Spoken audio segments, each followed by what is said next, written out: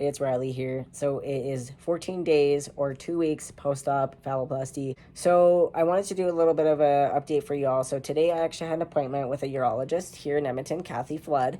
And, you know, she's a great doctor, very knowledgeable on the trans community, has dealt with some trans patients in the past and had a lot of information for me in case there was like issues or complications of places and stuff where I could go, which is really great. So I did show her some pictures of my leg, which looks really good. My arm, though, on the other hand, like the bottom looks really good, the side looks really good. There's one portion on the top, like left side, that kind of looks kind of concerning to me. Basically what happened is like it looks like some of the skin may have split a little bit, and that's just, you know, kind of concerning for me, but they seem to be okay with that. But as well, I did send pictures to Montreal in case there's any issues or they think that I should replace that and get another graft, but we'll see what they say. And if so, there is a plastic surgeon person here who can deal with the grafting, so that's really good news. I would not have to fly all the way back to Montreal to get that done. And then also on the bottom of my arm where there's a big kind of like scab because they ripped off the tape with my zigzag stitch. Again, like that's been healing really good. There's no really concern there. Just got to keep an eye on it and keep taking care of it. But things are starting to slowly heal there, so it's been good.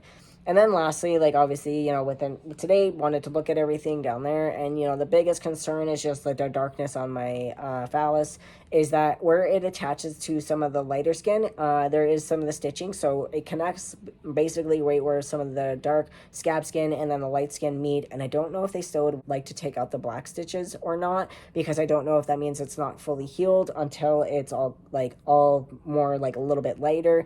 But I did send pictures to Montreal again with that as well and seeing what they have to say. But I still go in next week to get most of the other stitches taken out, as everything else around it is still healing really good. It's just that area, and it is starting to slowly lighten up. Some of the scabs are starting to fall off, which is really good, and it's starting to be like more like a reddish pink skin underneath, which means that it is healing. It's just going to take some time, but it is just good to be able to see that progress, you know, even if it is slowly. So yeah, you know, for the most part, my appointment went really well. There's a couple concerns there, like I said, on my arm and mostly on the top, and then just the darkness on the underside. The only other thing is like next week will be the catheter coming out, and there's not really a concern with that. Right now it's just a little bit irritated, and you know, I think it's just a little bit sore just because it keeps like moving around or bumping it and whatnot. But we do a test next week, so I'll do like a bladder test and a urine test and make sure everything is good. If for some reason there is any concerns or we have to keep a catheter in, once we take this one out, we're still able to put a new catheter back in. So,